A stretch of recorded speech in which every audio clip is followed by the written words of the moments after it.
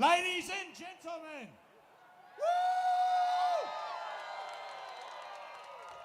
the PSA has taken control of Macquarie Street. Give yourselves a cheer. Woo!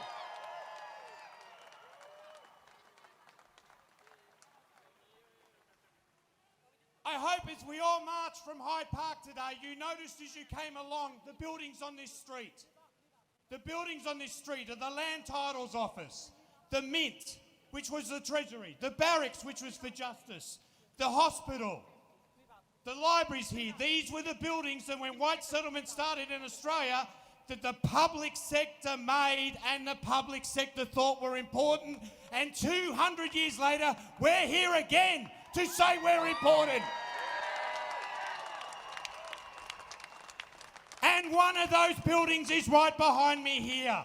This is a building, the Parliament House of New South Wales, that was built by the public sector, is run by the public sector, and should be accountable to the public sector. We are here today because the current holders of House in that Parliament, the Perrottet government, are not listening to the public sector, and it's today we are going to make sure they do.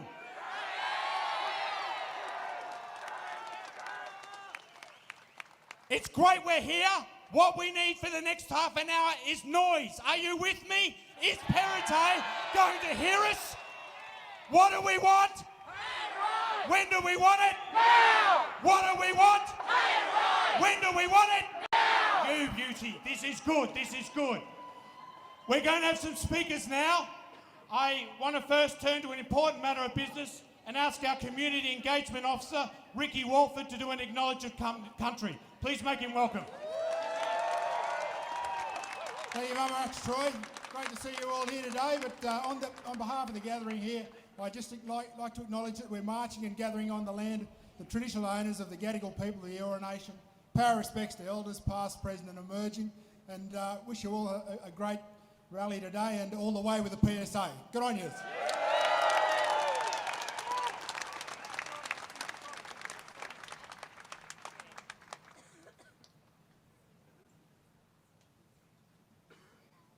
All right.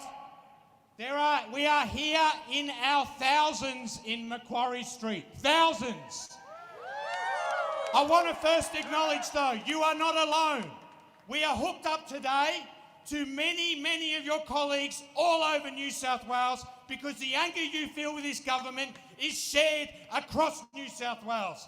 Can you give a cheer? We have colleagues watching from Newcastle, from Tamworth, from Grafton, from Dubbo, from Bathurst, and from Wagga Wagga.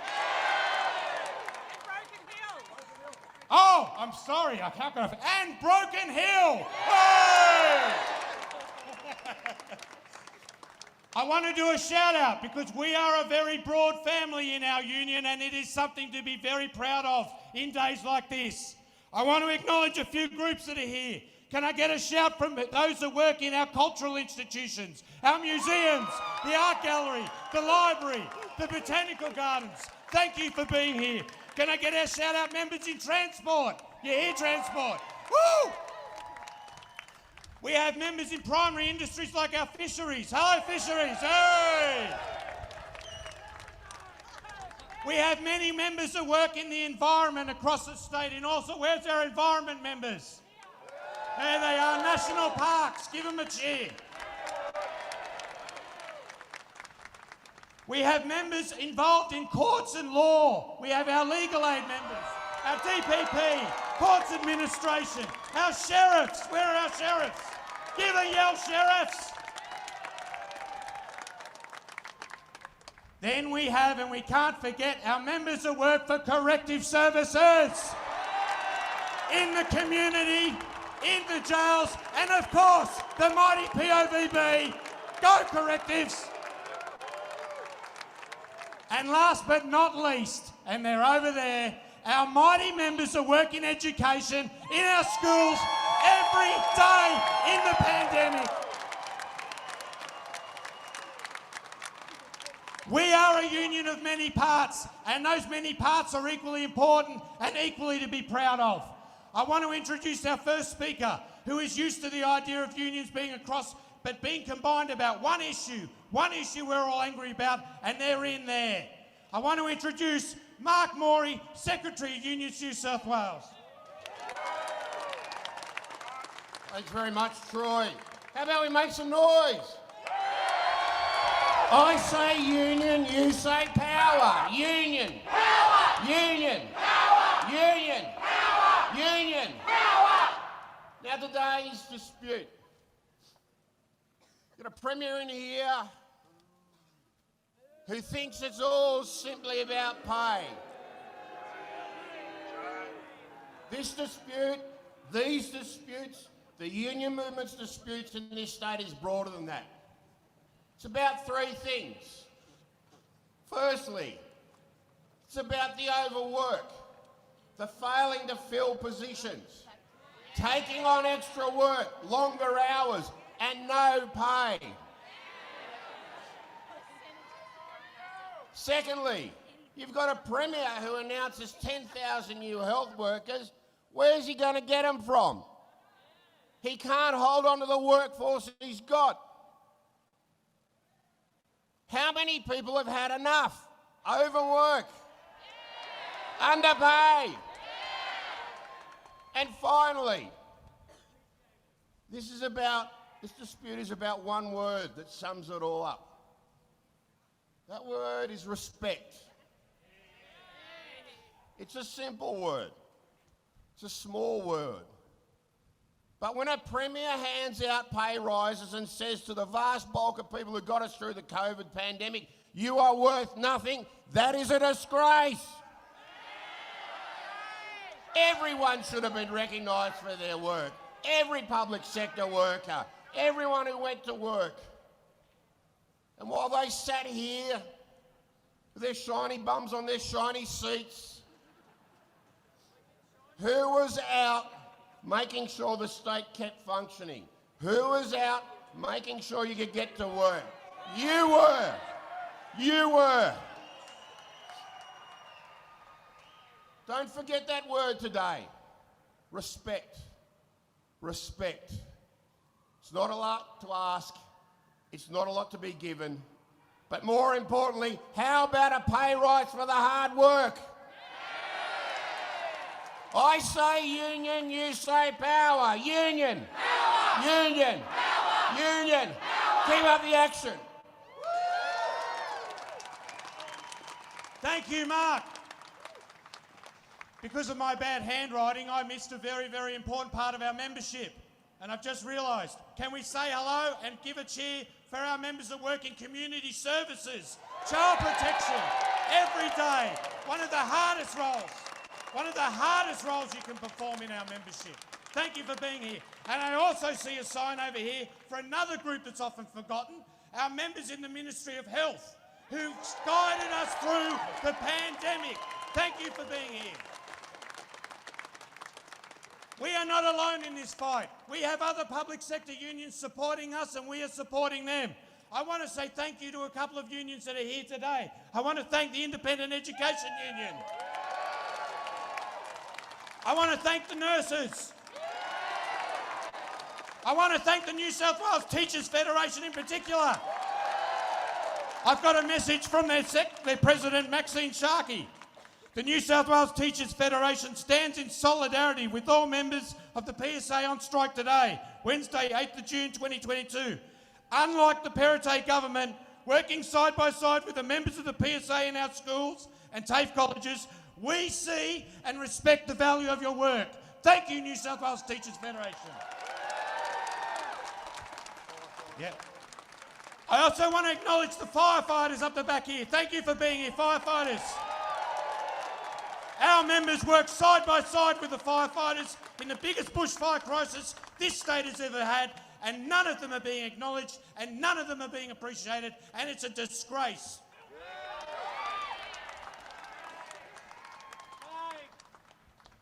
Perrottet thought he could make an announcement on Monday that would divide us. It's brought us together. And one of the reasons it's brought us together is because they had the gall to have what they call an appreciation bonus for some workers and not for others. We don't begrudge the nurses and the health workers for getting an appreciation bonus. They deserve it. But you know who else deserves it? You! I'm going to introduce 3 speakers from our membership now that will demonstrate that the work you do cannot be ignored and it should be appreciated, not just with thanks, but with money. The first person I'd like to introduce is a school administration manager and the senior vice president of the PSA, Juliet Sizer. Give her a cheer. Members in schools, where are you? Okay, thank you for coming out today. It's really good that we can stand shoulder to shoulder with our comrades from right across the public sector in opposition of this disgraceful, unjust salary cap that's been imposed upon us by our state government. This salary cap has affected our very standards of living, how much food we can afford to put on the table, where we can afford to travel to, how far we can afford to go, how we can afford to live, where we can afford to live. Since 2019, while most of the public sector workers have been receiving paltry increases of 2.4, 0.3%. What a slap in the face. School admin and support staff have received increments of 2.5 and 2.4%. These were linked to our hard-won pay equity case. Thank you, PSA. But make no mistake, these increments were awarded to us under the equal remuneration principle, based on the fact that we had been undervalued for decades. They have nothing to do with the rising cost of inflation. Therefore, we've received over the past few years a big fat 0% in adjustments to our salaries to help us address the rising cost of living. Throughout the challenges of the last few years, our members have continued to work on the front line in schools. When remote learning was implemented, it was our members who put together the resource packs, our members who supported the technology, and in many cases delivered learning materials to students' homes. More often than not, it was our members who physically remained on site to help keep our schools operational. It is our members who are the first point of contact for parents, visitors, contractors, the community. Our members who see and attend to every child who presents to sick bay. It is our members who distributed the rapid antigen tests to families. And today, it is our members who work face to face every day with the largest unvaccinated population in our state. While we are buckling under unmanageable workloads, understaffed, under-resourced, experiencing unacceptable rates of insecure work, we have continued to show up day after day. While our homes, our schools, our towns are hit by devastating fires and floods, while our family members are sick with COVID, we have continued to support our schools and our communities. Now it's time for our government to support us, all of us. I come from Lismore, which is an area. Go the 2480 crew. We're an area that's desperately in need of an economic boost as we're struggling to recover from the floods. If we can't afford to support local businesses, everybody suffers. With the cost of living up over 5%, our salaries must keep pace for our livelihoods and for the economy of New South Wales. We don't want a pay rise. We need a pay rise, and it starts at 5.2%. Anything else is a cut to our living wage and a drop in our standards of living. Thank you.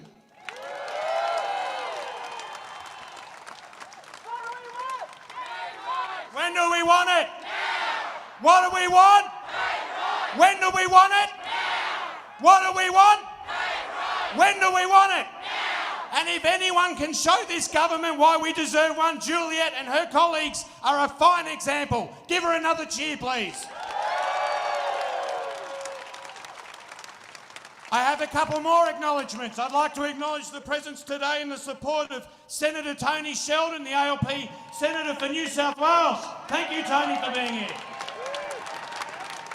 And I'd also like to acknowledge a very special group of members we have that are here in spirit but can't be here on the other side of the fence. Our special constables working here but supporting us the whole way.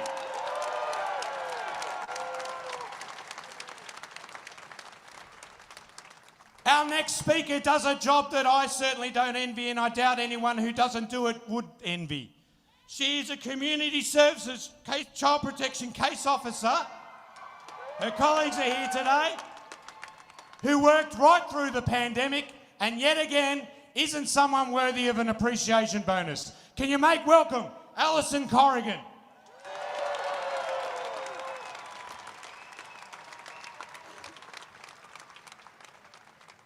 And a shout out to child protection workers, our case workers down there, our admin staff, our policy officers, our project officers, our specialists and our managers, and all our other comrades in DCJ, Department of Communities and Justice, housing people, our amazing housing staff.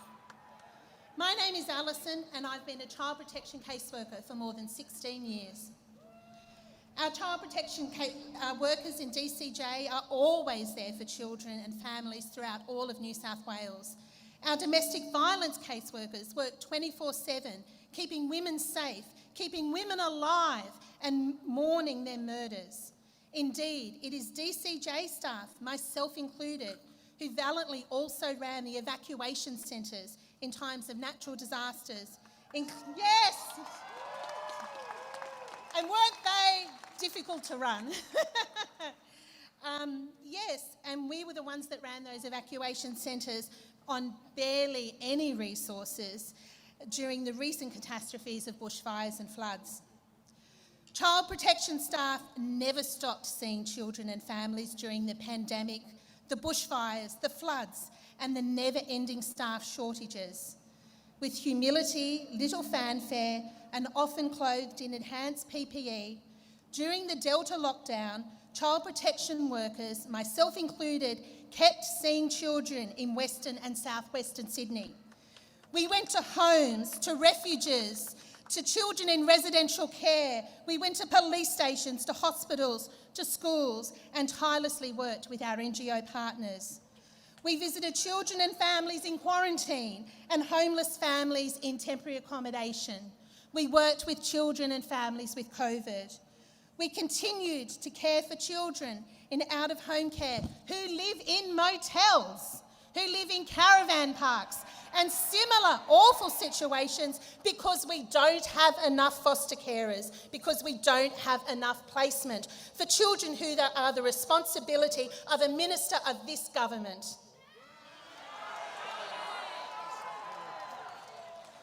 Our child protection workers on the helpline answered every phone call. Caseworkers assessed every report for every child. Every day, every night, with no interruption to service, we went to work. We worked in our homes. We worked in our offices. We worked in DCJ cars, always on our mobile phones. Inside and outside, we were there. We worked while we ourselves were in quarantine. 24 hours a day, every day of the year, child protection workers were and are seeing every child we can possibly get to.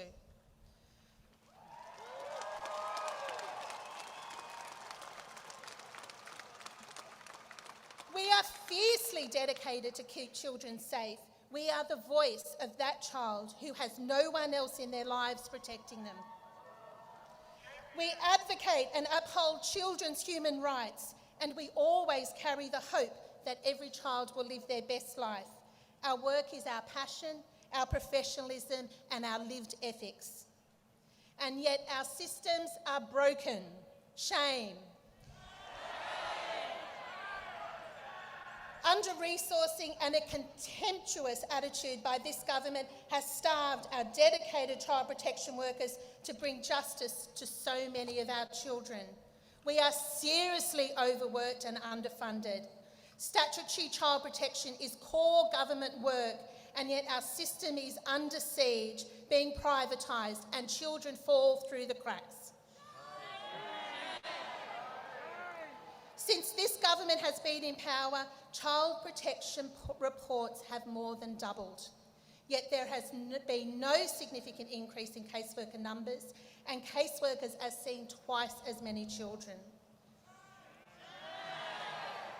But stubbornly, annoyingly and tragically, despite all our best efforts, we cannot see more than 30% of the children that by law we should be seeing. That is tens of thousands of children every year we've assessed are being abused or neglected, but we just can't see because we don't have the staff. 40% of university degree qualified caseworkers leave DCJ employment within the first 2 years. 40%. With staff turnover at these horrendous rates, our children, especially the more than 16,000 New South Wales children in out-of-home care, have new caseworker after new caseworker after new caseworker. And it is our Aboriginal children, our Aboriginal families and our Aboriginal staff who suffer the most. Stolen generations are still happening. Closing the gap targets are pipe dreams. DCJ have publicly acknowledged that within existing resources, we can't implement many of the recommendations of Professor Megan Davis's extensive review of Aboriginal children in out-of-home care.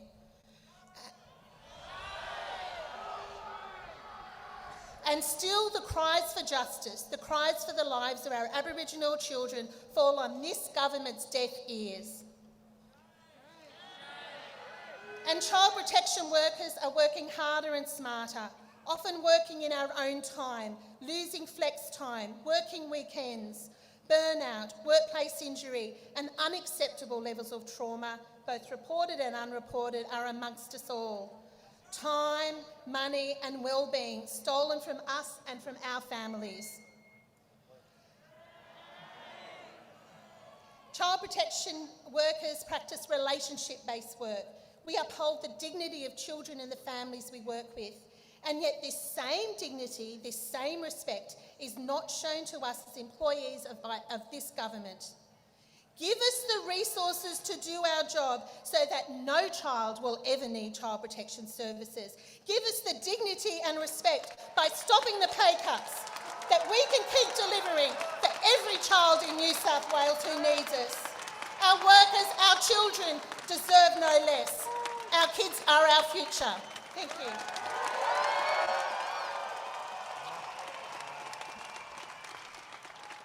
Thank you, Alison. Give her another cheer.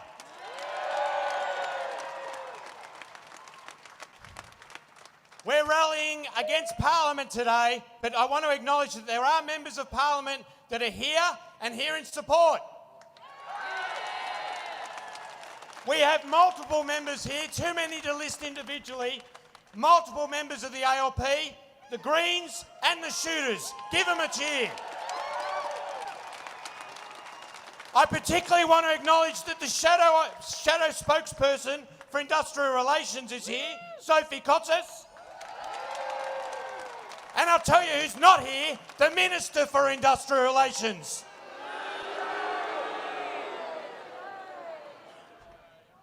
I've been handed something that is going on in this House right now, which is exactly what we want, and it's a bill being moved by the Shooters and Fishers.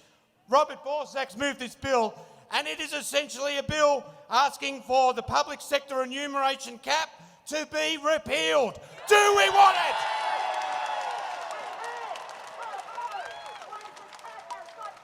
Hey, hey, ho, ho, the wages cap has got to go. Hey, hey, ho, ho, the wages cap has got to go. Hey, hey, ho, ho, the wages cap has got to go. Hey, hey, ho, ho, Cap has got to go. I think we're clear out here. Let's hope they're clear in there that it's time for the wages cap to go.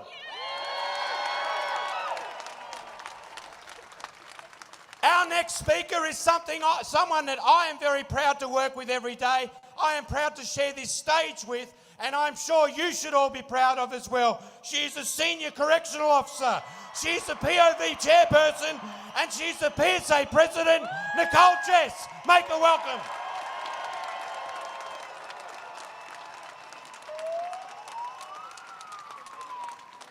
Thank you, everyone. To say, standing here before you all is absolutely amazing. To see this turnout, I cannot believe it, brings tears to my eyes. And to see the mighty POVB over there, loud and proud. Thank you. I've been told we have approximately over 100 members at Tamworth, 100 at Bathurst, 100 in Wagga, 50 in Broken Hill, over 100 in Grafton, 100 in Dubbo, and over 400 in Newcastle. To say I'm proud is one thing, but to say the PSA executive, Shelley, Juliet, Stuart, Troy, to think that this is the turnout today and all across New South Wales, I am just amazed. Thank you very much for turning up. This turnout today says one significant thing. We've had enough. We have had enough of the wage cap. We've had enough of being disrespected and not being recognised for the work that we did through the last 2.5 years. Are you happy with 3%? No! They didn't quite hear you. Are you happy with 3%? No! This government has shown again that it's lost touch with the people who have kept New South Wales running for over 2 years through fires, mouse plagues, riots, floods and a pandemic.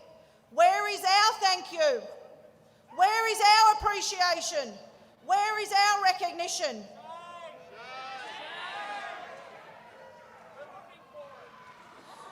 We've heard from Juliet and Alison from Community Services why they deserve a pay rise. I just want to highlight some other areas and agencies as well. Do we have anyone from Department Customer Service, which includes Service New South Wales? Put your hands up, shout loudly. These members went to work with line-ups around the block, with irate customers, with little social distancing. These members did their job with dignity and respect to the New South Wales people. And throughout this, that dignity and respect was not necessarily reciprocated. Where is your thank you?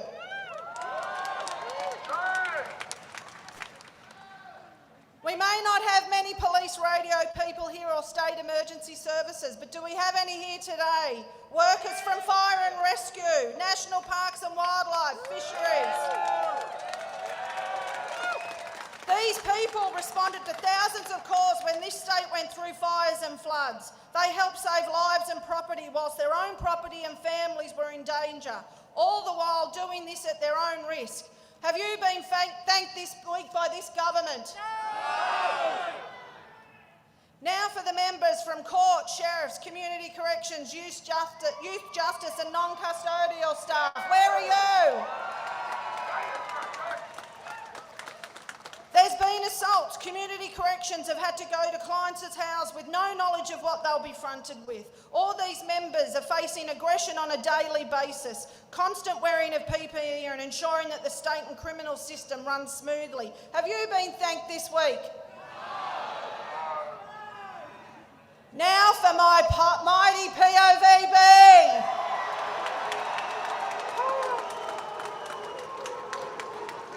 These people go to work every day and they risk their life every day.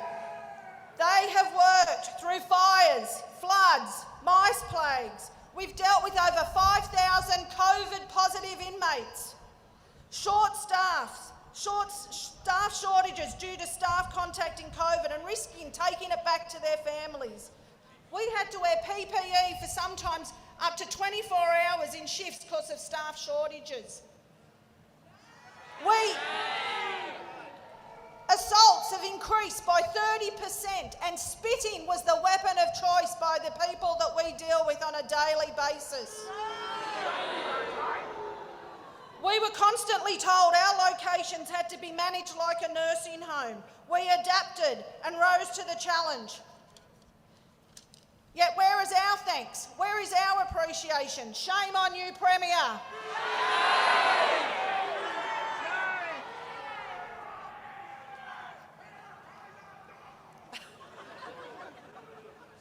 I'm not sure that was a POVB person.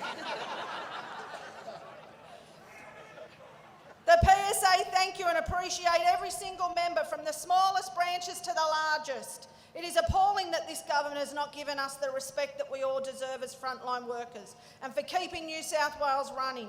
Shame on him and shame on his government.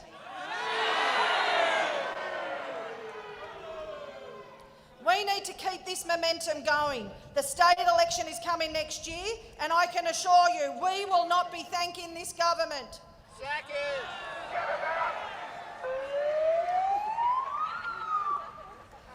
Our message to him will be goodbye and don't let the door hit you on the way out.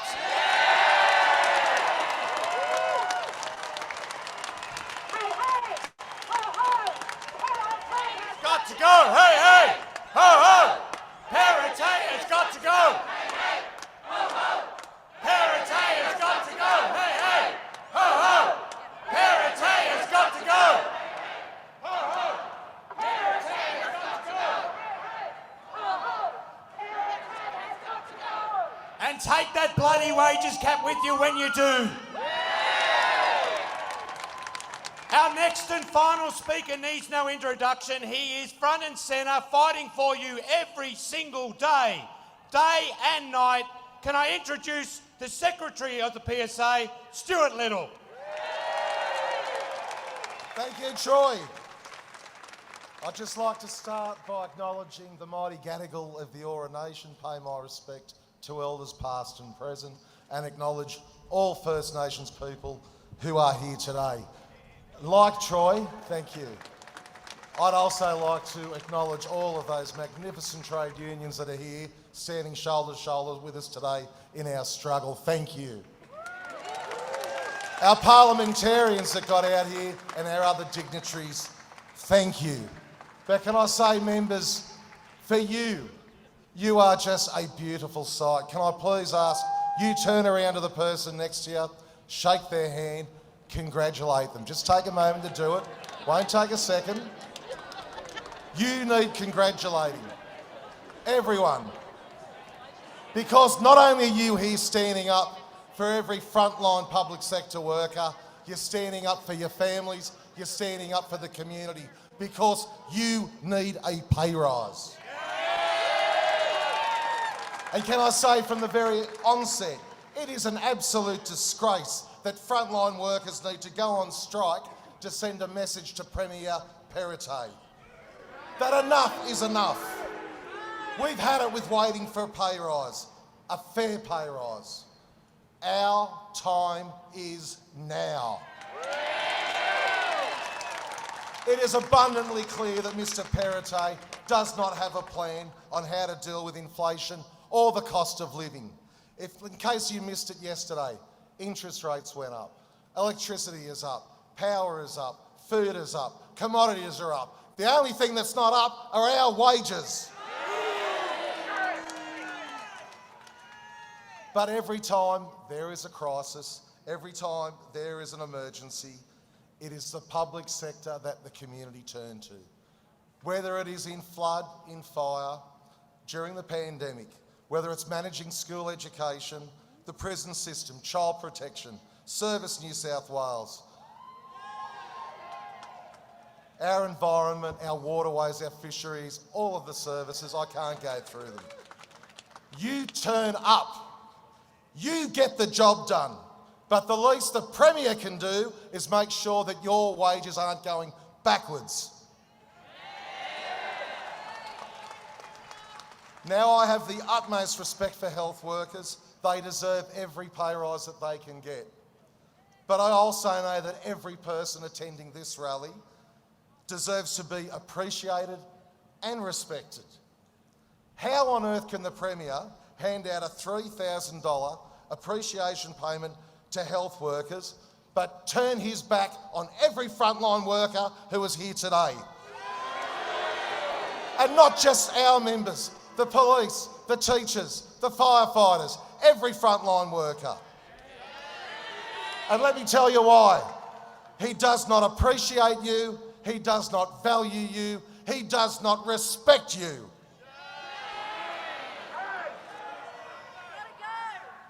Well, let me tell you, members, several weeks ago we saw change. We saw change at the federal election. We saw change with a new Prime Minister. The first thing he does is talk about lifting the minimum wage. What a refreshing change. Well, let me tell you, Mr. Perrottet, we have a very clear, a very loud message. We've got two messages. Mr. Perrottet, we are coming for you. Because you don't stand up for public sector workers, you should stand aside and let somebody else who does. Our members need a pay rise, the public sector needs a pay rise. Thank you, members, you are magnificent.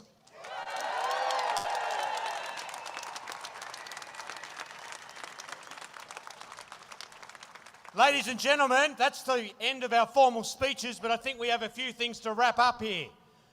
We are the only group of workers in New South Wales, with our public sector colleagues, the only group of workers who have their wages set by their boss.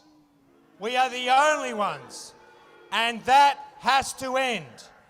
And what we need to tell this government is if it doesn't end today, we're going to be back.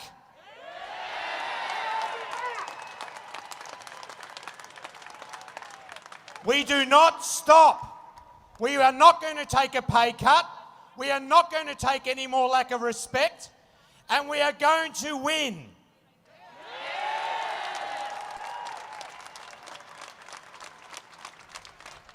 The public sector has earned a pay rise. The public sector deserves a pay rise. The public sector needs a pay rise.